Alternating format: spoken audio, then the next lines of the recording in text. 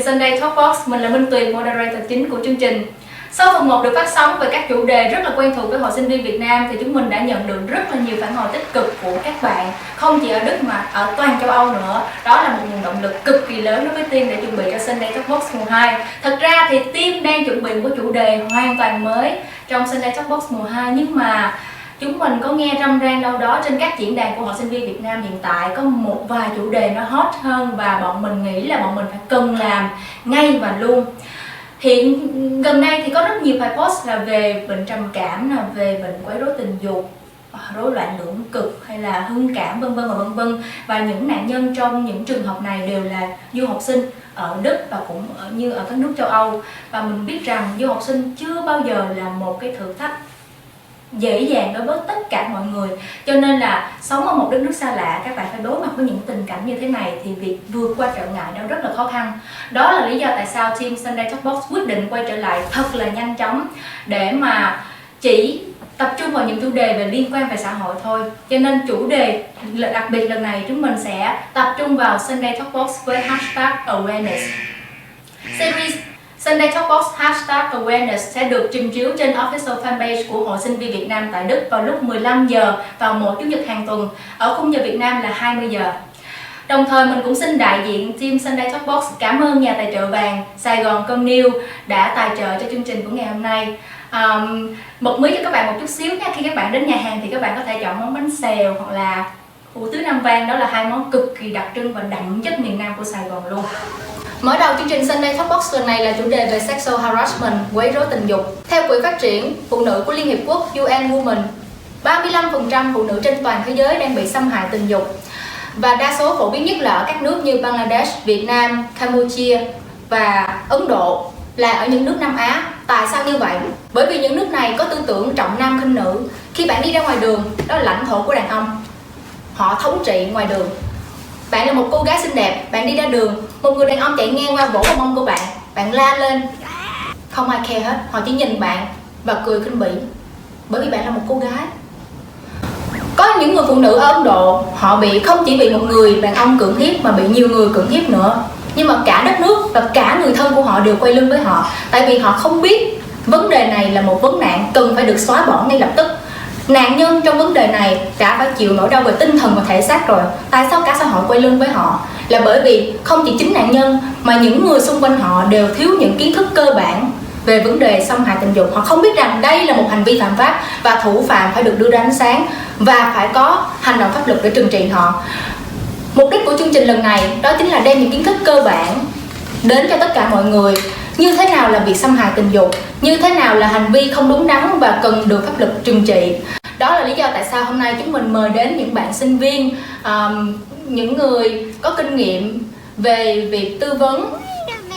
Xin lỗi nha, mời gì vậy? Anh là gì? Tên tiếng Việt của anh là gì? Why are we still here? Just to suffer every night. Đó là lý do tại sao hôm nay chúng mình mời đến những khách mời là những sinh viên đã từng trải qua những cái vấn đề bị xâm hại tình dục, và cũng có mời thêm một khách mời nữa là chuyên viên tư vấn tâm lý xã hội. Anh đó sẽ đưa ra những cái cách giải quyết cũng như hướng để mà các bạn vượt qua được cái nỗi đau về tinh thần và thể xác này. Trước hết xin mời anh Sĩ Anh giới thiệu bản thân ạ. Xin chào tất cả mọi người, anh tên là Sĩ Anh.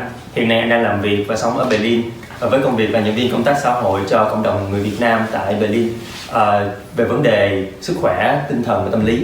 Hôm nay rất vui được tham gia chương trình này cùng với do hội sinh viên tổ chức, và cái động lực lớn nhất là mong muốn cho cộng đồng sẽ có cái sự nhận thức cao hơn về vấn đề trầm cảm và xâm hại tình dục. Cảm ơn anh Sĩ Anh. Tiếp theo xin mời Thu Hằng. Xin chào các bạn, mình tên là Hằng, hiện đang sống và làm việc tại Đức. Mình có khá là nhiều người bạn đã từng trải qua tình trạng quấy rối tình dục và thậm chí là cưỡng hiếp ở ngay tại Đức, và họ chính là du học sinh. Và mình đã cùng nói chuyện với họ và cùng tìm các tổ chức hay là các biện pháp để có thể xử lý các tình huống như vậy. Và đó là lý do vì sao mình xuất hiện hôm nay, để mình có thể chia sẻ những kinh nghiệm và là at least những kiến thức mà mình có thể biết với các bạn. Mong là những thông tin đó hữu ích. Mời em Linh. Xin chào mọi người, mình tên là Linh. Hiện tại là mình đang chuẩn bị bước vào kỳ thứ 5 tại trường đại học Hochschule Rheinbach ở Cleveland thì mình chuyên ngành của mình là về gender diversity, nghĩa là về giới tính và sự đa dạng xã hội. Trong cái quá trình học thì mình có tiếp nhận được một số những cái kiến thức khá là cơ bản về thế nào là quấy rối tình dục, và mình rất là mong muốn là qua chương trình thì mọi người có thể có một cái kiến thức hoặc là những cái hiểu biết đúng đắn hơn về thế nào là quấy rối tình dục, làm sao để có thể nhận dạng được quấy rối tình dục và đối mặt với nó như thế nào, cũng như là có một cái nhận thức về cái sự nghiêm trọng của nó và những cái vấn đề liên quan đến quấy rối tình dục. Xin mời Quỳnh. Xin chào tất cả các bạn, mình tên là Trúc Quỳnh, mình là người Đức gốc Việt, sinh ra và lớn lên tại Đức. Hiện tại bây giờ mình là giáo viên dạy ngôn ngữ và triết học, và đồng thời cũng đang làm việc chung với một dự án startup cũng liên quan đến giáo dục là Horizon Academy. Mình được mời đến show hôm nay tại vì mình cũng đã dành thời gian làm giáo viên trong trường và cũng đã làm việc chung với các học sinh và giáo viên khác để xây dựng lên mấy cái project để giúp các bạn bảo vệ bản thân hay là để hiểu biết nhiều hơn về bản thân mình và tự vệ. Thì trong đây mình cũng rất vui là hôm nay có sự lời mời của CV Đức để đến đây và nói lên những điều mà khó nói. Nào, bây giờ chúng ta sẽ bắt đầu chương trình. Các bạn đã nghe rất nhiều về cụm từ quấy rối tình dục, nhưng tôi tin rằng rất ít các bạn trong chúng ta có thể hiểu được những hành vi liên quan đến quấy rối tình dục là những hành vi như thế nào. Bởi vì vậy chúng ta sẽ bắt đầu chương trình chúng ta bằng một trò chơi nho nhỏ. Đó là tôi sẽ chia 4 khách mời của chúng ta thành 2 đội đi. Anh Sĩ Anh và bạn Thu Hằng là một đội, Phương Linh và Trúc Quỳnh sẽ là một đội khác. Và 2 đội, nhiệm vụ của 2 đội phải là thay phiên nhau tìm ra những cụm từ nào có liên quan về vấn đề quấy rối tình dục. 2 đội sẽ trả lời liên tục và một đội nào đó nếu như trong vòng 5 giây tôi đếm ngược mà không nói ra được một từ, đội còn lại bắt buộc phải tìm ra được một từ nào đó liên quan đến vấn đề quấy rối tình dục. Nếu như đội đã tìm được thì đội còn lại thua, còn nếu không thì đội kia vẫn có cơ hội tiếp tục. Như vậy nha, chúng ta sẽ bắt đầu với đội của Trúc Quỳnh đi. Bắt đầu nào. Mình cũng từ 5, 4 tán tỉnh, cố tình tán tỉnh không sử dụng những gì khác. Đụng chạm cơ thể. Trêu ghẹo, catcalling, là oh god, đấy là ghẹo gái. Để em nghĩ thành từ tiếp theo nhá. Huýt sáo, quẩy khiêu dâm, tặc lưỡi. tặc lưỡi. Tôi có đang quấy rối tình dục bạn không? Tặc lưỡi nếu như mà trong cái hành vi để gây một sự chú ý, như vậy thì có nghĩa là sẽ có một cái, nếu như mà nó thể hiện trong một cái sự gọi là phản kháng hay là một sự không mong muốn từ cái người mà nhận được cái tiếng tặc lưỡi đấy, thì chúng ta có thể coi là sexual harassment ha, cưỡng hôn, Cưỡng hiếp, xâm hại tình dục, phân biệt giới tính, Gửi những hình ảnh của body parts Về cơ thể của Cơ thể mình hả? cho người khác không? thể hiện những hành vi tình dục trước mặt người khác, stalking, bám theo. Bám theo cũng là một quấy rối tình dục sao? Một hành vi của quấy rối tình dục sao? Đấy là theo những gì mà em đọc được từ trên luật thì là stalking cũng là một hành vi mà quấy rối tình dục. Ok, tức là stalking là người đó đi theo một người khác ở thế giới thực tại hay là stalking trên mạng xã hội? Cả hai. Cả hai luôn. Ok. Thể hiện các hành vi liên quan đến tình dục, biểu tượng tình dục Ví dụ bằng bất cứ một đồ vật, ví dụ như là trái tim á. không, nó là kiểu âm hộ đấy. Ok. Kiểu giới thiệu âm hộ, và nếu như mà nó ở một cái cỡ độ kinh hơn thì sẽ có rất nhiều phổ biến như là âm hộ và sau dung tay thọc ở giữa, hoặc là âm hộ dung lưỡi. Đó. flashing đúng rồi, trong tiếng Anh người ta gọi flashing. dirty talk. Dirty talk. Những lời nói khiêu dâm mà đối phương đã tỏ thái độ không muốn mà vẫn nói. Ok. Quid pro quo, Ok, hợp lý. ép buộc một người nào đó phải ngủ với mình để được lên chức Quid pro quo. 5, 4, 3, 2, 1. Dùng quyền lực để Quid pro quo. 1. Hết giờ. Câu hỏi của bên này. No, câu hỏi bên này. Yes. 4, 3. Chặn đường người khác, Chặn đường người khác. chặn đường người khác với, hoặc là có những ánh mắt gợi dục. Ánh mắt gợi dục. Ý em là flirting. không, cái kiểu mà giống như giờ em nhìn chị từ Kiểu trên xuống đúng dưới rồi. giống như là em muốn Nó gọi là gửi gợi đồ dục ra. ra. Ok. Em vừa từ biết sao đó. Ok, hợp lý. Rồi, vậy là bên đây thắng rồi. Cho nó Ok. bên này. Một là trò chơi vui vẻ thôi các bạn à. Bây giờ Thực ra chúng ta cũng đã biết sơ qua định nghĩa của quấy rối tình dục là như thế nào rồi qua những cái keywords mà khách mời vừa liệt kê ra. Nhưng mà tôi muốn hỏi là một lần nữa, Phương Linh đi ha, em đã học về gender diversity rồi, thì em có thể đưa ra một cái định nghĩa bao quát nhất về quấy rối tình dục là gì không? Thực ra thì khi mà để định nghĩa được cái khái niệm thế nào là quấy rối tình dục thì nó là một cái khái niệm rất là rộng. Nó bao gồm rất là nhiều cái khía cạnh khác nhau. Thì em đã tham khảo trên những cái trang chính thống như là TUM hoặc là European Institute of Gender Equality, thì thường họ không có một cái định nghĩa tiêu chuẩn nào cả để định nghĩa được quấy rối tình dục. Thì em sẽ định nghĩa bao hàm như thế này: quấy rối tình dục là việc sử dụng những hành vi, những lời nói, những cử chỉ hay là những hình ảnh, hành động với người khác mà không được sự cho phép của người khác, và những cái hành động, những cái hành vi đấy nó phải mang tính chất tình dục và có thể nó khiến người khác cảm thấy là bị sỉ nhục, bị đe dọa hay là bị xúc phạm. Ok, chị hiểu. Vậy thì em có thể đưa ra những cái đúc kết về ví dụ như những hành vi, những đặc điểm của quấy rối tình dục thuộc những loại nào nè, rồi những cái vị trí hoặc những địa điểm nào đó dễ xảy ra cái hành vi quấy rối tình dục hơn. Đấy. Khi mà nhắc đến quấy rối tình dục thì em nói nó rất là rộng á. Thì để mà phân loại được quấy rối tình dục thì người ta có rất là nhiều cách phân loại. Nhưng mà hiện tại thì em muốn đưa ra 3 cách phân loại gọi là cơ bản nhất, phổ biến nhất. Thì thứ nhất là phân loại về hình thức.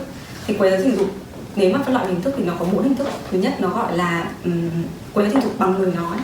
Thứ hai là quấy rối tình dục phi ngôn ngữ, nghĩa là sử dụng cử chỉ, đó là cái cử chỉ ánh mắt, body language, ngôn ngữ cơ thể.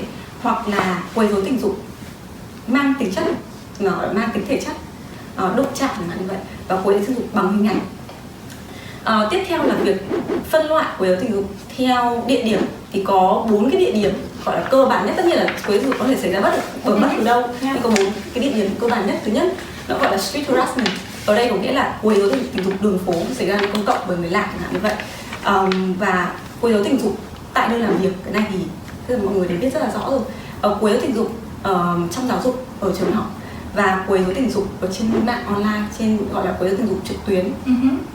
Và cuối cùng cái này thì em có đọc được ở trong những cái nghiên cứu từ những năm 1995 của những cái nhà tâm lý học, thì họ có chia quấy rối tình dục ra theo dựa trên cái hành vi quấy rối của nó, dựa trên cái hành vi nó gọi là impermissible behavior, nghĩa là những cái hành vi không được cho phép.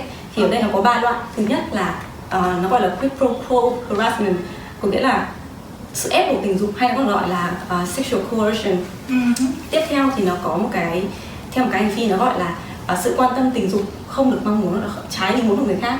Và cuối cùng thì nó gọi là gender harassment, có nghĩa là sự miệt thị, sự quấy rối về giới tính, hoặc là nhắm đến giới tính của người khác, và là những cái xu hướng tình dục của người khác. Thì thường cái loại cuối này mọi người thường cho rằng nó là một cái loại hoàn toàn khác, nó không thuộc vào sexual harassment, nhưng thực ra nó là một loại của sexual harassment, cho dù nó không phải là những cái hành vi đụng chạm hẳn hoi, hay là nó có những cái hành vi lời nói mang cái ý nghĩa là gợi dục. Thế nhưng mà những cái hành vi quấy rối mà hướng tới cái giới tính của người khác thì nó cũng là một hành vi quấy rối tình dục. Ok, rất cảm ơn những thông tin hữu ích của Linh. Tôi tin chắc rằng các bạn khán giả hiện tại là đang hơi bị rối với những cái nhiều thông tin như vậy. Thì tôi nghĩ là học phải đi đôi với hành. Hiện tại trên tay mình á là có 4 cái trường hợp khác nhau. Mình sẽ đọc 4 trường hợp này ra, và các bạn đang xem chương trình đó cùng khách mời xếp loại những cái trường hợp này vào những cái cột, vào những cái phân loại mà Linh vừa nhắc đến nha. Trường hợp đầu tiên: A bị một người lạ mặt chặn đường và thủ dâm trước mặt, khiến A sợ hãi và bỏ chạy. Thì trường hợp này sẽ được phân tích như thế nào, mời em Quỳnh? Thủ dâm là gì chị? Masturbate. Ok. Trong trường hợp này thì em nghĩ cái đó là rơi vào cái category non-verbal nhé. Non-verbal. Non-verbal. Và địa điểm? Và địa điểm tại vì nó cũng là ở ngoài thì nó là street harassment. Ok. Nhưng giả sử như cái người mà đang thủ dâm trước mặt một người lạ đó mà họ dùng những cái lời lẽ dung tục để mà diễn tả hành động và diễn tả cái sự khoái cảm của họ, thì nó như thế nào? Thì nó cũng đi theo với cái verbal luôn. Tại vì nếu mà mình trong một cái trường hợp này thì hiện tại bây giờ thì mình cũng rất là thiếu nhiều thông tin, mình không biết là thì nó xảy ra như thế nào, và mình phải, ví dụ là nếu mà bây giờ bạn đó nói mình bị như thế này thì cảnh sát là bên kia sẽ hỏi lại là nhưng mà bạn phải đưa thêm chi tiết để mình có thể biết chắc chắn chắn rằng là cái đó có phải là quấy rối tình dục hay không. Ok. Một trường hợp thứ hai, A bị sếp chạm vào chỗ nhạy cảm. Khi cự tuyệt thì được nói nếu cho phép người đó, tức là sếp sẽ tăng lương cho người A đó. Em mời anh Anh. Việc này thì rõ ràng là verbal harassment, và ở nơi công sở, nơi làm việc, và xếp vào thể loại là quấy rối, Sexual coercion. sexual coercion. Là Nó là sự ép buộc tình dục. quid pro quo. Nghe. Và thực ra thì đây không phải là verbal mà nó là physical, bởi vì nó có sự tự trọng. Và cái trường hợp mà quid pro quo này đó, chị có thể tóm tắt lại là khi mà bạn quấy rối một người nào đó và bạn offer cho họ một cái lợi ích nào đó ngược lại thì là quid pro quo, đúng không? Đúng rồi, một lợi ích, hoặc là nói với họ là họ có thể tránh được một cái bất lợi nào đó. Nó cũng là, nó cũng gọi là quid pro quo. Ok. Ví dụ là bây giờ bạn ngủ với tôi thì bạn sẽ không bị trừ lương hay gì đó. Nha, nhưng mà ý chị nói đây là quid pro quo nó không chỉ áp dụng trong công sở mà nó còn áp dụng trong cuộc sống đó. Ví dụ như nhân trường hợp về sugar daddy thì sao? Tức là một người đại gia có rất là nhiều tiền và muốn quyến rũ một cô gái lên giường với mình. Đương nhiên là cỏ trâu già thì thích gặm cỏ non rồi, nhưng mà cỏ non đâu có thích trâu già đâu. Đó là lý do tại sao mà họ đã đưa ra một cái lý do hấp dẫn hơn, che mắt cái ngoại hình già nua của họ đi. Tao có tiền là ngủi tao không, thì đó có xếp vào quid pro quo hay không? Anh nghĩ đó là còn tùy là về phía còn lại họ có đồng ý hay không. Nếu như họ không đồng ý mà họ vẫn bị chào mời thì gọi là harassment. Còn nếu như Họ đồng ý thì đồng đó ý thì là một cái thương vụ thôi. hoặc là một cái mối quan hệ có sự đồng thuận của hai bên. Ok. Thì cái này cũng phải để ý là họ đồng ý theo một cái tình trạng là họ tự nguyện, hay là họ đồng ý theo cái tình trạng là họ đang bị ép buộc phải đồng ý. Ví dụ như này, cái anh đó, anh ấy bảo rằng là bây giờ bạn không chịu làm sugar baby của tôi sẽ đăng tất cả những cái ảnh ví dụ như là bạn không mặc quần áo hay là gì đấy, những cái ảnh như nude chẳng hạn của bạn lên. Và bây giờ bạn không đồng ý với tôi thì tôi sẽ đăng lên như vậy, bạn phải làm sugar baby của tôi. Thì nó có một cái sự ép buộc trong đấy rõ ràng rồi. Người ta không muốn bị xúc phạm nhân phẩm, không muốn bị đăng những cái hình ảnh lên, thì đấy nó vẫn, theo anh nghĩ, nó vẫn gọi là quid pro quo. Ok. Một trường hợp thứ ba là một người nước ngoài và là đồng tính nam, nên ở trường A thường xuyên bị bạn bè cùng trường sử dụng những câu nói trêu ghẹo như tao nghe nói con gái châu Á rất là sexy, rất là quyến rũ trên giường, thì mày cũng vậy phải không? Thì trường hợp đó mình sẽ phân tích như thế nào? Mời Hằng đi ha, Hằng chưa phát biểu nè. Ok, em nghĩ cái này chắc anh cũng có thể có trải nghiệm và có kinh nghiệm. Cái này thì em nghĩ chắc chắn là nó là gender harassment ha, Linh ha. Tại vì at least là nó cũng nhắc đến cái sự miệt thị về con gái, chẳng hạn là cái stereotype con gái châu Á. Ôi, một cái này còn racial nữa. Tại vì con gái châu Á có nghĩa là ngủ. Ha, thú vị ha. Thì em chắc chắn là cái này là gender sexual harassment. Còn nếu như muốn thêm sẽ là racism nữa. Phân biệt chủng tộc. Phân biệt chủng tộc vậy. Ok. Trường hợp cuối cùng là A bị một người quen trên Facebook liên tục gửi những hình ảnh khiêu dâm, những hình ảnh khỏa thân của họ mặc dù A không hề đồng ý, thì nó sẽ xếp vào trường hợp như thế nào? Thì ở đây thứ nhất là mình nhìn được cái sự không đồng thuận từ nạn nhân đi. Và cái việc mà gửi hình ảnh khiêu dâm mà lại không có sự đồng thuận của nạn nhân thì đó nó thuộc vào dạng gọi là visual sexual harassment. Nghĩa là sao? Nghĩa là việc quấy rối tình dục bằng hình ảnh. Đó. Ngoài ra là cái việc nó xảy ra trên những cái mạng xã hội, cái platform, digital platform, thì nó sẽ được gọi là hành vi quấy rối trực tuyến. Quấy rối tình dục trực tuyến. Đó. Và đây nó là những cái hành vi quấy rối cái sự quan tâm tình dục mà không được sự mong muốn từ người khác. Ok.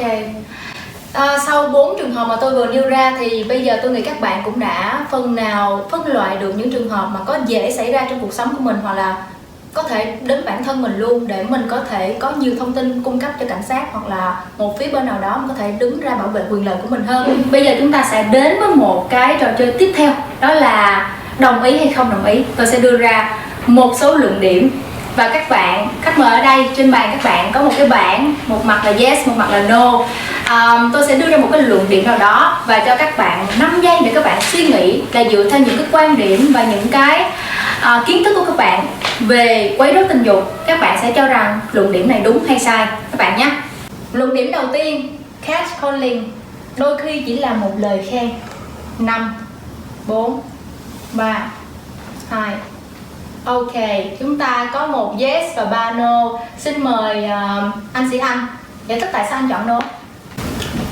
Tại vì nhất là về cái vấn đề catcalling thì mình càng phải nhạy cảm hơn. Tại vì đôi khi có những cái lời trêu ghẹo mà khi mà cái người tiếp nhận á, họ không hề muốn, hoặc là họ đã cảm thấy khó chịu nhưng mà vẫn phải tiếp nhận cái lời trêu ghẹo đó, thì rõ ràng đó là harassment rồi. Ok, vậy đứng ở góc độ là nữ đi. Ví dụ như em Linh đi nha, ví dụ ra đường có một người nhìn em họ rất thích, họ nói wow you're so beautiful, cũng là một catcalling, em có coi đó là quấy rối tình dục không? Bởi vì thường thường nó sẽ rất là bất ngờ. Thấy khi mà bản thân em đang đi đường mà tự nhiên em lại cảm giác như kiểu mọi người đang nhìn vào người em như vậy, nhìn vào khuôn mặt em như vậy mà em không, thực ra nhiều khi em cảm thấy là gần như là không bao giờ có một cái sự ham muốn ở đây, mà tự nhiên một người ta nói vào mặt em là ôi mày xinh thật đấy, xinh thế. Nghe nó em có cảm giác là nó một cái gì đó nó không có một cái sự tôn trọng phụ nữ ở đây, nó khiến em cảm thấy không an toàn. Bản thân em thế. Nếu mà bây giờ nếu mà mình cứ lúc này mình cứ nghĩ rằng là nó là một lời khen, thì cái người quấy rối người ta có thể tin vào cái lý do đấy, người ta bảo mà thực ra tôi nói thế đâu chỉ là khen thôi mà, tôi đâu có ý đâu, nó chả gây hại gì cả. Người ta không biết rằng là cái bình thường khi mà người phụ nữ nghe những cái lời như vậy người ta cảm thấy rất là khó chịu. Tôi không đồng ý với quan điểm của em, mời Quỳnh giải thích nào. Dạ, hồi nãy thì em bấm yes tại vì em cảm thấy là cái này mình phải phân biệt ra hai case. Đây một cái đó, bây giờ một người đàn ông ví dụ nhá, mình thì em đi ra ngoài đường xong rồi có một người đó nói là you're so beautiful, bạn đẹp quá, bạn xinh quá. Thì đối với em, tại vì cái đó rất là individual nha, đối với em thì cái đó là một lời khen. Tuy nhiên dĩ nhiên cái đó là một sự rất là bất ngờ mà em không biết, nhưng mà ok mình đã gây, người ta đã khen mình thì ok em nhận. Nhưng mà nếu mà bây giờ người ta không nói là mày xinh và mà người ta lại nói là mông của em xinh hay là ngực của em to thế, mà cái đó đáng nghĩa là catcalling, thì cái đó là em lại là say no. Nên trong cái tình huống đó em thấy là mình phải tự biết rằng đối với mình ở đâu là điểm dừng, ở đâu là compliment đến đâu thôi, và sau đó là nó sẽ chuyển thành sexual harassment. Ok, vậy tôi sẽ hiểu cái trường hợp này là theo tùy cái tính cách và tùy theo cái nhận định của cái người tiếp nhận cái lời khen đó ở một góc độ như thế nào. Ví dụ như một người nào đó xa lạ đến gặp mặt và cúi chào bạn trước và buông một lời khen cho bạn, tôi cảm thấy bạn rất là xinh đẹp, như vậy thôi, thì bản thân tôi nghĩ đó không phải là catcalling. Nhưng mà nếu như người đó trong cái ánh mắt, trong cái cử chỉ biểu hiện gương mặt wow you're so beautiful, nó giống như vậy á, thì đó là một hành động có một phần gợi dục. Nếu như mà người tiếp nhận cảm ơn và tỏ ra cái sự đồng ý với cái lời catcalling mà có tính gợi dục đó, thì nó sẽ dẫn đến những hậu quả về sau. Nhưng mà cũng có phải phân biệt như thế này. Cái trường hợp đầu tiên chị hỏi thì nó lại không gọi là catcalling, nó gọi là compliment. Làm sao phân biệt được catcalling và compliment? Bình thường khi mà người ta nhắc đến catcalling, người ta nghĩ đến là những cái lời huýt sáo, cái lời ghẹo gái. Khi mà người ta nói là ghẹo, trêu ghẹo rồi, nó không còn mang cái tính chất. Nhưng mà nó ghẹo một cách có giáo dục thì sao? Thế nào gọi là ví dụ như một người đi, một người không phải là người chợ búa này kia nọ đi, mà người ta biết cách, người ta có nhiều kinh nghiệm với phụ nữ, người ta muốn tiếp cận một cô gái đó, người ta sẽ nói em xinh đẹp quá này kia nọ, và người ta sẽ nhìn vào cái thái độ, cái phản ứng của người phụ nữ đó để người ta bắt đầu những câu chuyện tiếp theo. Đó là ghẹo một cách có giáo dục chứ không phải ghẹo chợ búa. Nếu như mà nói về cái ghẹo này thì càng có một cái gọi là ví dụ nữa, là ở Đức hiện tại nó đang có một phong trào lưu là có những khóa học dạy con trai cô gái như thế nào, và cô trong vòng nửa tiếng đồng hồ là cô gái sẽ lên giường với anh ấy. Và những người đó, cái thủ thuật của cái nhóm này là nó sẽ tỏ ra rất là gentleman trong lúc đầu, sẽ dùng eye contact trước, hoặc là sẽ nói chuyện mềm mỏng, sẽ hỏi câu đầu tiên sẽ là bạn có biết quán chay gần đây đâu không. Đó tỏ ra mình là muốn người ăn chay, xong rồi bắt đầu những cái chủ đề rất là văn hóa, và từ đó từ từ sẽ gọi là đánh vào cái tâm lý của cô gái. Nhưng mà mục đích cũng là gì, là trong vòng 1 tiếng đồng hồ phải đưa cô ấy lên giường. Như vậy thì hoàn toàn là sexual harassment. Anh có rất nhiều người bạn người Đức họ từng là người bị trêu ghẹo kiểu như vậy, và họ kể về câu chuyện với anh ấy là sau khoảng chừng 50 phút vài lời trêu ghẹo mà họ không đáp lại, và họ còn nói là họ không nói chuyện nữa, họ muốn đi, thì cái người đó lại quay qua chửi cái người con gái đấy là để ý là một con gái hư. Thì đấy rõ ràng cũng là lời trêu ghẹo có giáo dục, nhưng mà cái muốn đồ Hả? Chửi một người con gái là đĩ điếm mình sao? Không, anh nói là ban đầu tiên á, cái đường lối đó nó có thủ thuật và nó tỏ ra là người giáo dục, nhưng mà cái mục đích cuối cùng vẫn là đưa cô ấy lên giường trong vòng tiếng đồng hồ, tức là sự tôn trọng phụ nữ không có ở đấy. Ok. Còn cái người mà muốn đưa lên mình, tức là cái mục đích của họ là đưa đến một cái mối quan hệ chẳng hạn, hoặc là họ muốn quen biết người con gái đó với tính cách của họ, chứ không phải là đưa họ lên giường trong vòng một buổi đầu tiên. Cái khái niệm của catcalling nó không bao giờ mang cái tính chất gọi là tích cực cả. Mọi người cần phải hiểu một điều này. Khi mà mọi người đang nói rằng là catcalling nó gọi là một cái lời khen, hay là ở trong bình thường người ta nói là strict remarks ấy, thì mọi người đang nhìn nhận cái vấn đề một cách rất là bình thường. Mọi người đang bình thường hóa cái việc quấy rối tình dục phụ nữ. Mà cái căn bản ở đây là khi mà bạn bình thường hóa như thế thì bạn đang cho những cái người, cả nạn nhân và cả những cái người gọi là thủ phạm thấy rằng là những cái chuyện đấy nó là bình thường thôi. Tiếp tục, hành vi nó tiếp tục. Và cái việc bình thường hóa nó không chỉ là cái vấn đề về catcalling, mà khi mà các bạn bình thường hóa bất cứ những cái hành vi quấy rối nào chăng nữa thì nó sẽ khiến cho bản thân nạn nhân này, bản thân thủ phạm và bản thân người ngoài, khi mà họ bình thường hóa vậy, họ sẽ đưa ra một cái cơ hội để cho thủ phạm tiếp tục hành động. Đầu tiên nó chỉ ban đầu nó chỉ là gì? Vô tình thôi.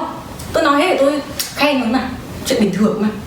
Nó thành bản năng, nó thành một cái thói quen, nó thành một cái thói quen đó, bởi vì họ thấy rằng nó không có một cái hậu quả gì cả, và dần nó thành một cái bản năng, một cái ý thức, tiếp tục xảy ra như vậy. Thế nên là tại sao mà mình nên thực sự gọi là tách biệt giữa catcalling và lời khen là như thế. Strict remarks đối với em không nghĩ đấy là một lời khen, bởi vì vô tình chung là nó đã vi phạm những cái đặc tính, gọi là đặc tính quan trọng của thế nào là một cái lời khen thực sự. Nó xảy ra ở nơi công cộng, nó xảy ra bởi một người lạ, nó xảy ra khi mà bạn gọi là bạn để ý vào những cái bộ phận cơ thể mà nó vốn dĩ là nó không được show ra, không được gọi là để gọi là công khai cho mọi người, gọi là soi mói, là mọi người nhận xét.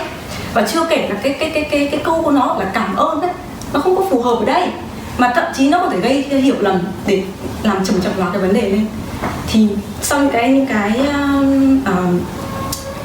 em có đọc một cái nghiên cứu của Kisling và cô ấy, ông ấy có nói về cái vấn đề là tại sao mọi người nên thực sự tách biệt giữa strict remarks và compliment, nghĩa là lời khen và gọi là, em không biết có thể gọi là lời khen đường phố hay thế nào đó, thì thực sự tách biệt ra. Thì lúc đó mọi người có nhận thức đúng đắn là cái việc catcalling vốn dĩ nó không hề đáng được gọi là bỏ qua hay là gì cả. Nó vẫn nên được nhận định nó là một cái vấn đề gọi là quấy rối tình dục. Ok, có vẻ luận điểm đầu tiên gây ra tranh cãi rất là nhiều trong nhà khách mời của chúng ta nhé. Luận điểm thứ hai nè, phụ nữ bị quấy rối tình dục là do họ có thân hình đẹp hoặc ăn mặc gợi cảm. 5, 4, 3. Tất cả đều say no hết. Mời Thu Hằng. Em yes, em sẽ yes một chút và no một chút. Em phải nói thế này, thực ra là không phải là em sẽ, nếu như một câu này nói là tất cả phụ nữ xinh đẹp đều bị chỉ có những phụ nữ xinh đẹp bị quấy rối thì em sẽ phản đối. Nhưng mà có một cái sự thật thực sự là một phụ nữ, có nghĩa là sẽ tùy thuộc vào văn hóa nữa. Chúng ta sẽ tùy thuộc vào cái văn hóa tiếp nhận của người đàn ông cho cái văn hóa đó, cái background lớn lên của họ. Nhưng mà sẽ đúng nếu như mà có một cái, người ta nói rằng là phụ nữ mà xinh đẹp, hoặc là at least, hoặc là ít nhất là họ tạo ra một cái cơ hội, ví dụ ăn mặc hay là một cái môi trường, ở trong một cái môi trường ví dụ như là một mình trong một nơi tối tăm ở một đất nước châu Á như là con phố nào đấy ở Việt Nam, thì cái khả năng bị quấy rối nó cũng rất là lớn. Thì em sẽ chỉ nói là khả năng của nó cao, chứ em cũng sẽ không nói là tất cả phụ nữ, chỉ có phụ nữ đẹp mới bị quấy rối. Nhưng mà em sẽ nói một chút yes là đúng là khả năng nó cao hơn. Thế này nhá, em muốn nhắc đến một cái vấn đề mà liên quan đến cái việc mà nhìn nhận phụ nữ theo cái dạng như là quần áo và cơ thể. Thì đây nó đang là một cái vấn đề nó gọi là victim blaming, nghĩa là đổ lỗi cho nạn nhân. Khi mà bạn mặc quần áo đẹp, bạn có một cái gọi là một cái vẻ ngoài ưa nhìn ạ, thì mọi người nghĩ rằng là bạn làm như thế là bạn thu hút đàn ông, bạn đang cố gắng thu hút đàn ông. Điều đấy không phải. Em bản thân em đấy, em mặc đẹp hay là em có chăm chút được cơ thể mình là em cảm thấy tự tin, em muốn nhìn vào gương em bảo là hôm nay mình đẹp đấy, mình tự tin mình ra khỏi đường. Thế nhưng mà đàn ông thì họ lại nghĩ là làm như vậy để thu hút họ. Và chưa kể là khi mà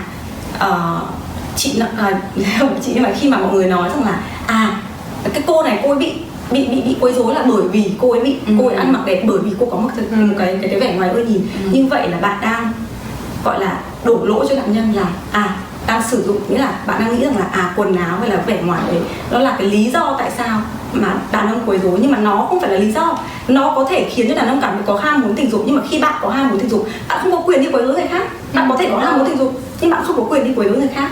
Như vậy là sai trái. Và chưa kể là khi mà nhìn nhận cái vấn đề theo cái kiểu là đấy là do phụ nữ, thì họ đang cổ suý cho cái hành động đó. Và họ đang tình dục hóa một cái hành vi quấy rối mà vốn dĩ là nên nhìn nhận nó theo một cách là bất hợp pháp.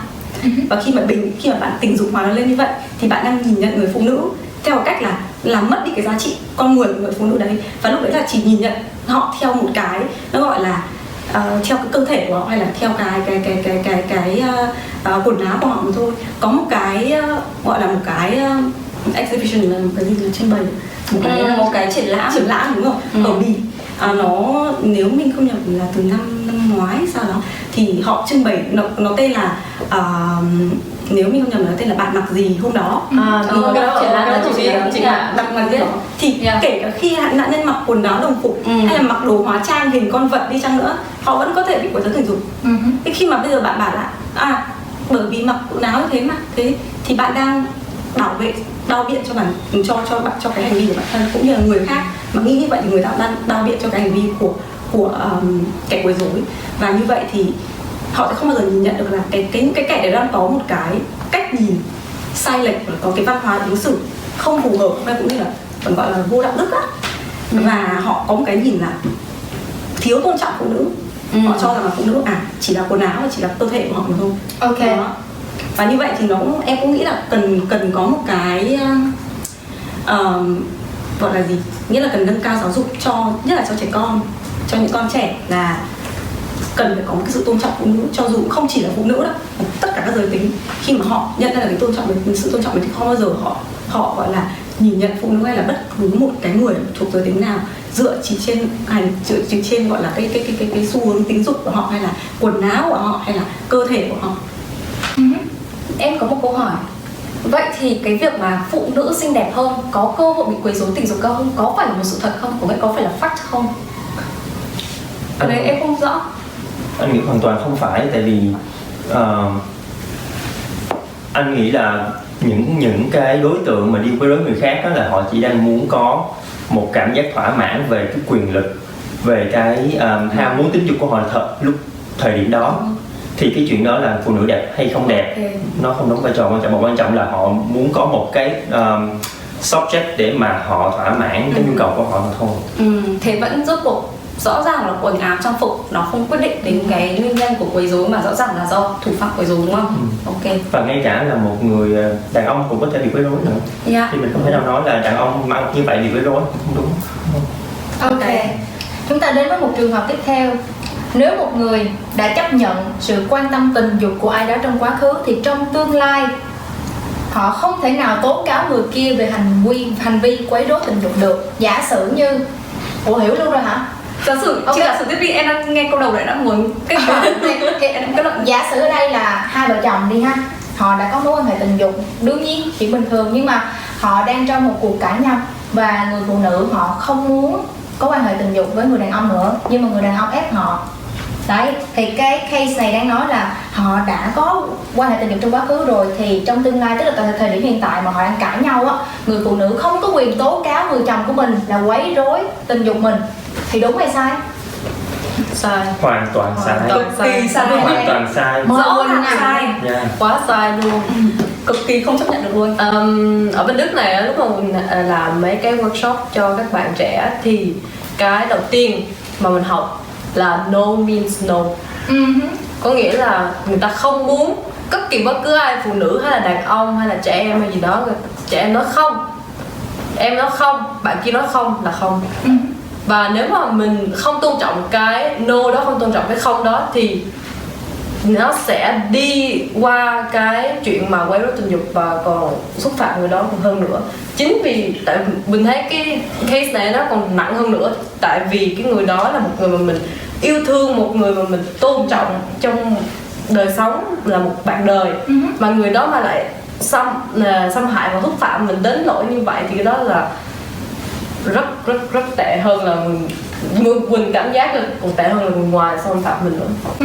Chị hoàn toàn đồng ý với cái cách trình bày của Quỳnh dựa trên quan điểm của một người Đức. Nhưng mà thật ra mà nói ở người châu Á của mình á, thì đàn ông hoặc là thậm chí phụ nữ luôn đều nói con gái nó có là không, nó không là có quý vị ạ. Cái này không thể phản biện được. Thế thì bây giờ trong trường hợp này, không có have sex không? No, em muốn, trong lòng muốn chết. Tức là cái văn hóa hình thành ra cái cách người ta ứng xử như vậy rồi. Thế thì làm sao? Vậy thì cái văn hóa cần phải được thay đổi. Cái văn hóa đấy cần thay đổi, và cái nhận thức của một cái xã hội đấy cần phải được thay đổi. Và nhất là ở xã hội Việt Nam của mình, anh nghĩ là với giới trẻ của mình bây giờ thì có thể là nó đã khác, nhưng mà chỉ 1-2 thế hệ trước thôi thì cái tư tưởng là chồng chú vợ tôi nó vẫn còn rất là thịnh hành. Và một điều hiển nhiên, cái việc mà mình vẫn thấy trên mạng là chồng đánh đập vợ, mà hàng xóm không dám ca là chuyện nhà người ta. Tức là chuyện hoàn toàn không thể xảy ra được. Và Đề nhà ai nấy sáng. Đề nhà ai nấy sáng. Cái chuyện đấy là phải được lên án, và tiếng nói của những người yếu thế hơn phải được lắng nghe. Hoặc là ngay cả như là những trẻ em cứ bị người lớn bắt vào xong rồi nựng, bẹo má, bóp tay bóp chân, chọc tóc, xong rồi mà dù nó là không muốn mà vẫn bị con nít mà mình cứ nựng, mình thương nó mà cũng không phải. Đúng rồi, nên em cũng thấy là cái công việc về văn hóa ở đây rất là lớn. Tại vì em thì sống bên đây thì văn hóa nó rất là khác. Vì tại vì trong trường thì người ta đã dạy rồi, nếu mà em nói không, có nghĩa là không, mà ai mà đi tiếp nữa thì em có thể vào báo cảnh sát được luôn. Cái đó là rất là khác biệt với Việt Nam. Và chưa kể là cái trường hợp mà chị nói á, cái lý do vì sao mà họ cảm thấy nhiều khi bối rối khi mà nói là có thể quấy rối tình dục hay không, tại vì nó có vốn dĩ nó có một cái thuật ngữ để nói về cái việc mà vợ chồng mà sau đó là kiểu người ta đồng ý rồi là cái liệu là quấy rối tình dục, thì nó gọi là domestic sexual violence, nghĩa là bạo hành gia đình. Đúng rồi, bạo hành gia đình nhưng mà mang tính tình dục á, thì nó đã có cái thuật ngữ đấy rồi. Nên là chắc chắn đấy là hành vi quấy rối rồi. Chưa kể là bây giờ mình kể không tính cái chuyện là nó là trong cái phạm vi về gia đình, thì ví dụ em thích một ai đấy chẳng hạn, trước đấy em thích một ai đấy và bây giờ khi mà người ta đụng chạm người em không thích người ta, nhưng người ta đụng chạm người em mà em không muốn, thì người khác lại bảo là hồi trước mày thích nó cơ mà, thế bây giờ nó đụng chạm mày thích chứ, mày làm gì có quyền, bây giờ hồi trước mày đã thích nó rồi đúng không? Thế nhưng mà cái vấn đề ở chỗ là khi mà nói đến quấy rối tình dục, mình nói là cái thời điểm, ngay cái khoảnh khắc đấy, thời điểm đấy mình không muốn thì nó đều là không có sự đồng thuận, thì nó đều là quấy rối hết.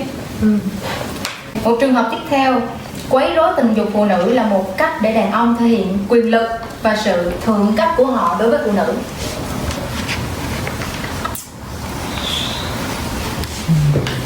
Tất cả đều là yes, nhưng mà em có thể say no.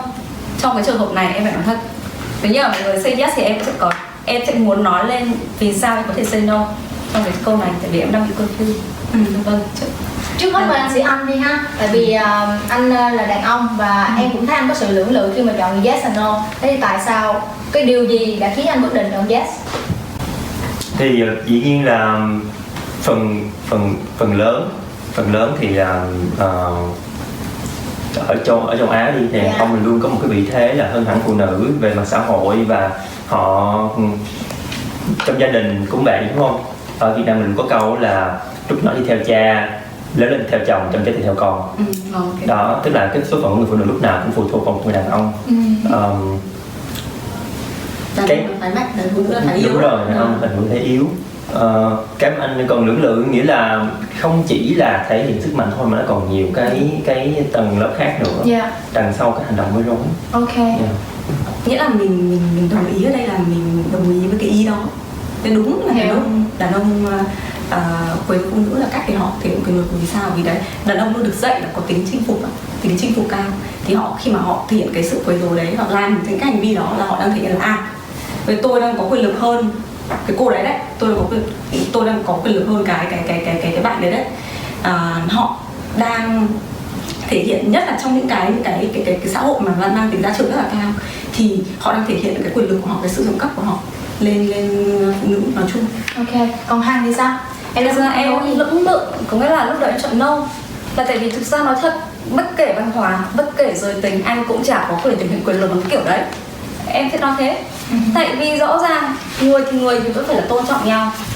chả có cái lý do gì chỉ vì cái văn hóa anh phải là thượng cấp, hay là anh phải là đàn ông, hay là anh phải làm cái loại giới tính nào đấy mà đi quấy rối phụ nữ, hay là đi lôi cơ thể người ta ra chỉ để thể hiện bản thân, thì điều đấy là một điều em, trong mắt em nha, là chỉ hạ thấp họ thôi, và em cực kỳ khinh thường những bạn người như thế. Và em cũng muốn nói là ngoài cái việc mà đàn ông quấy rối phụ nữ là để thể hiện cái sự quyền lực đấy, thì khi mà đọc những cái nghiên cứu á, thì nó có khá là nhiều những cái là lý do khác mà tại sao đàn ông quấy rối phụ nữ.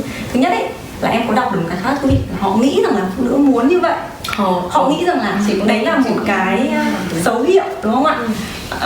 Và họ bảo rằng là tôi thấy cô ấy mặc như thế, cô nên là tôi nghĩ rằng là cô ấy muốn được cái sự chú ý của tôi mới làm hành vi như vậy. Đấy là một cái cách nhìn nhận của đàn ông. Cái thứ hai đó là gì? Đó là đàn ông thì sẽ có cái suy nghĩ là khi mà nhất là ở trong cái nhóm bạn ấy, mà họ quấy rối phụ nữ thì họ đang bonding với cả bạn nó là thứ nhất. Thứ hai là họ đang thể hiện, nghĩa là muốn được thể hiện là đây tôi quấy rối người này thì sẽ được nhận được cái sự ngưỡng mộ từ những bạn bè xung quanh.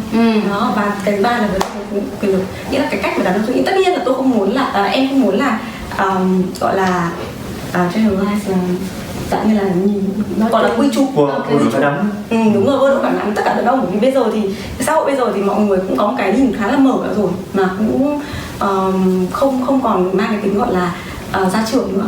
Thì tất nhiên là không phải tất cả đàn ông đều như vậy, nhưng mà những cái người mà thuộc bạn gây quấy rối ấy, thì thường họ sẽ nghĩ như vậy. Họ sẽ nghĩ như vậy. Ok.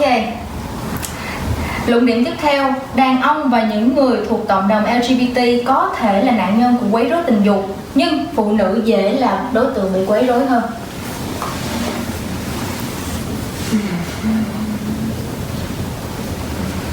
Em không chọn được, không biết. Vậy cái gì làm em không thể chọn được? Em không biết, tại vì em nghĩ là mình cũng không có đủ người nói lên là mình đã bị quấy rối tình dục. Không có số liệu thống kê đủ về, đúng không? Dạ. Đó cũng là cái lý do anh Jono, tại vì đàn ông cũng có thể quấy rối, không quan trọng là đồng tính hay là dị tính.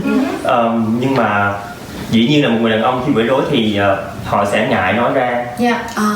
Họ sẽ ngại nói ra và họ cũng tự xem nhẹ cái chuyện mà họ bị quấy rối, chẳng hạn. Anh xem biết thì xem say yes không, tại vì nó có một cái result rồi, có một cái kết quả nghiên cứu rồi ở của Anti-Diskriminierung des Bundes. Ok, tiếng Đức của em hơi dở. Là tiếng Việt là gì em? Tiếng Việt em cũng không dịch được luôn chị. Có ai dịch được không? Quên. Chị nói là Anti-Diskrimination Diskriminierung des Bundes về chủng tộc và gender. Hiệp hội chống phân biệt chủng tộc và giới tính, chống phân biệt chủng tộc và giới tính. Ok, Hiệp hội chống phân biệt chủng tộc và giới tính. Dạ, như vậy, vâng, cứ coi như cái tên nó như vậy đi. Thì nó có một cái nghiên cứu là trong cái 700 vụ án mà được xử lý bởi tòa án, thì đa số mà từ có nghĩa là trong vòng 14 năm, thì số vụ án mà liên quan đến quấy rối tình dục và bạo lực tình dục lại toàn rơi vào phụ nữ, gần như là đa số, hoặc là rơi vào trans, là rơi vào những người chuyển giới. Ok. Và số liệu nam giới thì lại ít hơn, thì có thể như anh nói là họ cảm giác không muốn nói. Ok, cái số liệu có thể nó không mang tính thực tế á, như anh nói á. Và chưa kể là đấy là chỉ đang so sánh giữa đàn ông và phụ nữ nhé. Khi mà mình so sánh với những người thuộc cộng đồng LGBTQ á, thì họ không chỉ bị quấy rối tình dục gọi là mang cái tính chất gọi là như em nói là kiểu những dạng như là sự quan tâm tình dục không mong muốn, hay là gọi là quid pro quo chẳng hạn như vậy, mà họ còn bị miệt thị về giới tính của họ nữa. Và phụ nữ thì thường là nó sẽ mang tính gọi là sex space, nghĩa là sẽ nói về cái vấn đề là phụ nữ mày là con này con kia, thì cái đấy cũng là gọi là về giới tính. Nhưng mà khi mà nói đến những người thuộc cộng đồng LGBT thì họ bị miệt thị rất là nhiều, bởi vì cái xã hội bây giờ nó chưa thực sự gọi là 100% mở nữa, là họ chấp nhận tất cả những người thuộc các giới tính khác nhau. Thế nên là để mà nói là giữa những phụ nữ và những người thuộc cộng đồng LGBTQ thì ai là người bị quấy rối nhiều hơn thì bản thân em cũng không biết được. Nên là cái câu đấy nó mang cái tính rất là tương đối thôi, thì không thể biết được là thế nó đúng, nó thật sự là như thế hay là nó có một cái khía cạnh nào. Nhưng mà cuối chung lại thì họ đều là những nhóm người yếu thế. Và những người yếu thế thì cần phải được quan tâm và được lắng nghe.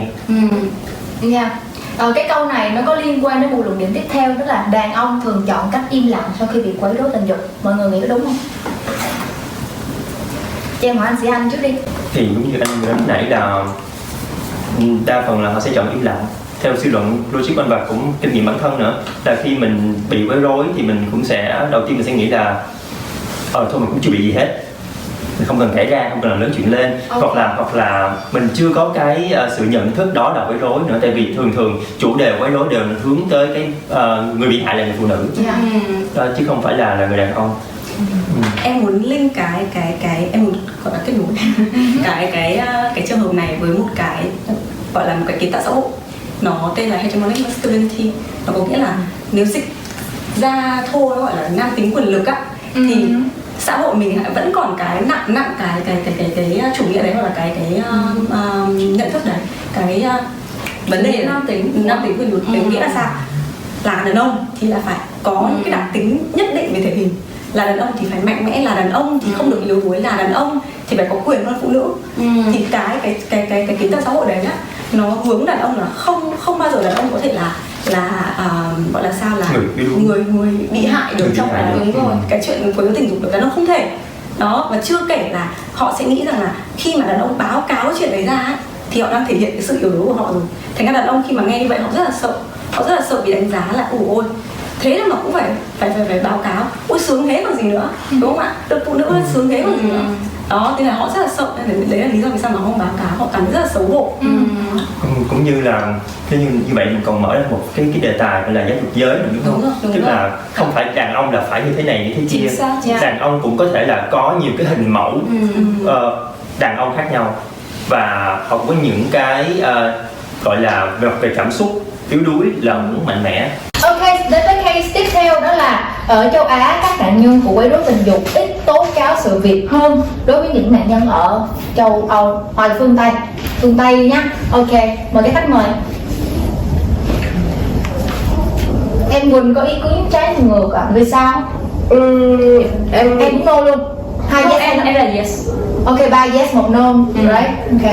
Đối với em thì hiện tại bây giờ mình cũng chưa có xác định được là, tại vì em thật sự là cũng không biết rồi là nó có nghiên cứu và các con số lượng thật sự đưa ra không. Tại vì ở bên đây, thậm chí bên Đức nè, châu Âu nhiều người ta cũng bị quấy rối tình dục hoặc thậm chí là bị rape luôn, nhưng mà lại không đi ra báo cáo công an, thì nên nó cũng không có cái số lượng cố định. Nhưng mà tại sao người ta lại không báo cáo công an, trong khi chị đang hiểu theo những cái gì mọi người phân tích ở trên là phụ nữ châu Á họ sợ bị xã hội nói này nói nọ, cho nên họ không đi ra ngoài báo cáo công an. Nhưng mà phương Tây thì khác, họ có quan niệm open hơn, cho nên là một khi họ đã là nạn nhân trong một cái việc quấy rối tình dục rồi thì chị nghĩ là họ sẽ có sự dũng cảm nhiều hơn và có nhiều người bảo vệ hơn để họ đưa cái case của họ ra công lý.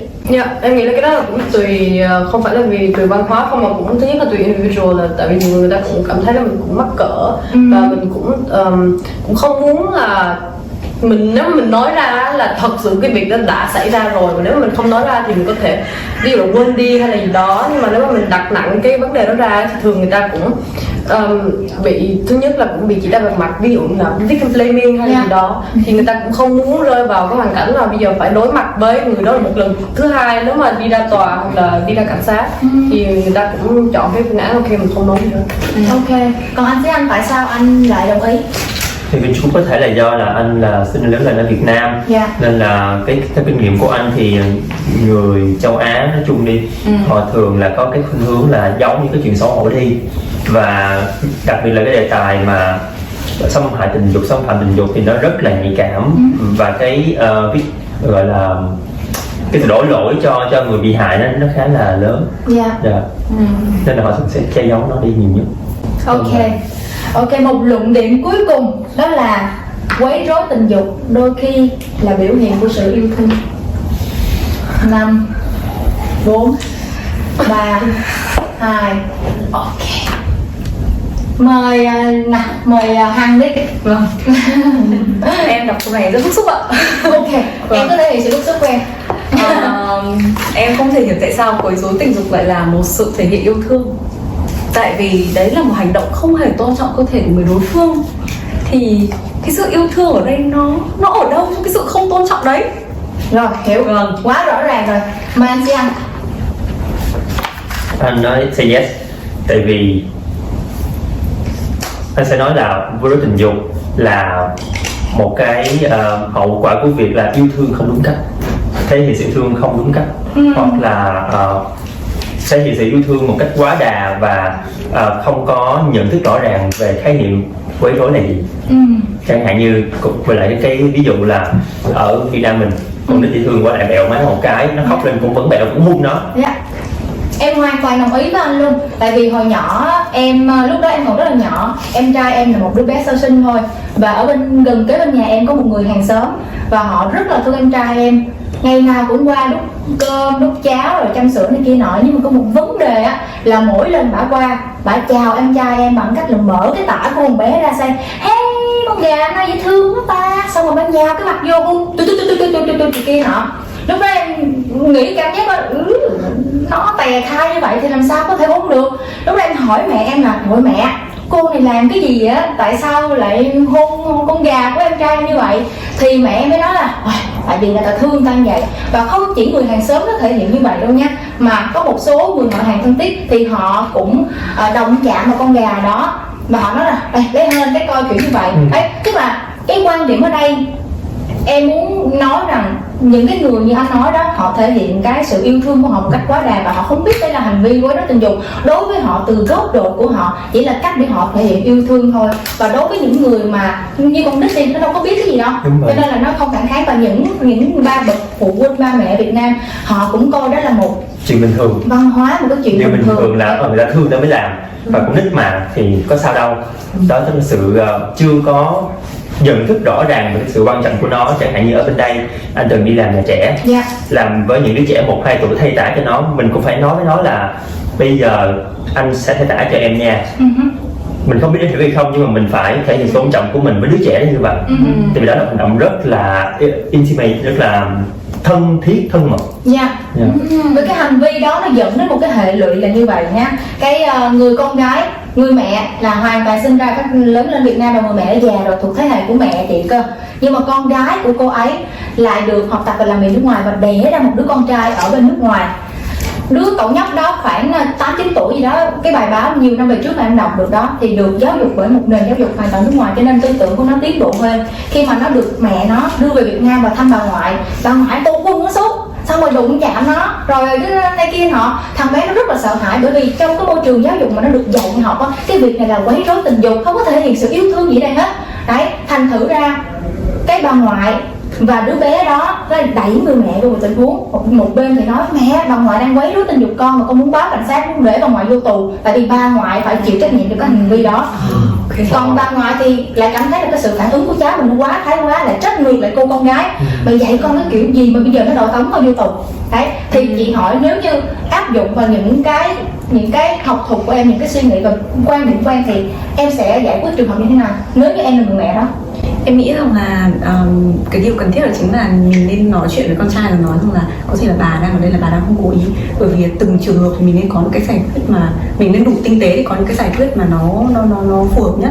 Bởi vì bây giờ cái trường hợp mà cháu là đẩy bà vô tù trong khi mà bà cũng không cố ý làm cái điều đấy. Sao mà không cố ý được em? Ý là người ta không nhận thức được là đấy là một hành vi quấy rối, người ta làm thì người ta không nhận thức, như chị nói là nó là thể hiện tình yêu thương á. Nhưng mà là con nít, người ta sẽ không thể hiểu được và không thể thông cảm được cái người bà đó.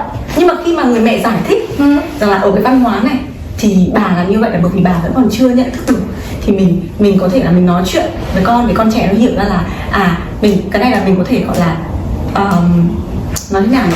Nghĩa là khi mà mình nói chuyện thế thì nó có thể hiểu được cho là bà nó thực ra là nó không cố ý quấy rối, không cố ý là thực sự là có cái gọi là intentional, nghĩa là không cố ý là thế. Đó thì có thể nó sẽ bỏ qua, và sau đó người mẹ cũng phải nói chuyện với bà là thằng bé nó ở phương Tây nó học như thế này, nó được giáo dục về tình như thế này như thế kia, thì bà không nên làm như vậy, bởi vì nó sẽ cảm thấy rất là khó chịu. Để bà có thể hiểu được là mỗi cái văn hóa nó có cái sự khác nhau. Đó, thực ra thì cái văn hóa đấy ở Việt Nam nó cũng không phải là tốt đẹp gì cho mình. Đó thì nên nói chuyện với cả hai bên như vậy để hai bên nó hiểu được là lý do tại sao nó lại có cái hành vi như vậy. Nhiều khi nó không phải là cái sự gọi là cố tình thể hiện là bà đang muốn quấy rối cháu đây, nghe nó rất là buồn cười ấy. Đấy, thì khi mà mình nói chuyện thì con trẻ nó hiểu ra, và cả người bà cũng hiểu ra. Thưa quý vị, đưa ra luận điểm như thế này, chúng tôi muốn truyền đạt một thông điệp, đó là mỗi nền văn hóa có một cách tiếp nhận và cách bày tỏ sự yêu thương khác nhau. Chúng ta không thể nói phải trái đúng sai trong trường hợp này được, tại vì người bà chỉ muốn thể hiện tình yêu thương đối với người cháu, trong khi người cháu lại nhìn nhận đó là một sự quấy rối tình dục. Điều chúng tôi muốn nói đây là các bạn, những du học sinh đang học tập và làm việc tại nước ngoài, các bạn đã, đang và sắp trở thành bố mẹ. Nhiệm vụ, nghĩa vụ của các bạn là phải truyền đạt lại cho con cái mình những cái nét truyền hóa, các nét văn hóa truyền thống của người Việt Nam. Tuy nhiên phải có một cách chọn lọc để cho cái sự yêu thương của bạn, khi mà bạn truyền đến một người nào đó, họ cũng phải nhận lại trọn vẹn cái sự yêu thương đó. Bạn đưa cho một lá thư xinh đẹp, họ cũng phải nhận lại một lá thư xinh đẹp, chứ không phải bị méo mó bởi vì nhiều suy nghĩ, bởi vì nền văn hóa khác nhau, ví dụ như vậy. Đấy, cho nên đây là thông điệp mà chúng tôi muốn gửi đến các bạn. Phần tranh cãi luận điểm của chúng ta đến đây là kết thúc. Các bạn chờ đón xem phần sau nhé.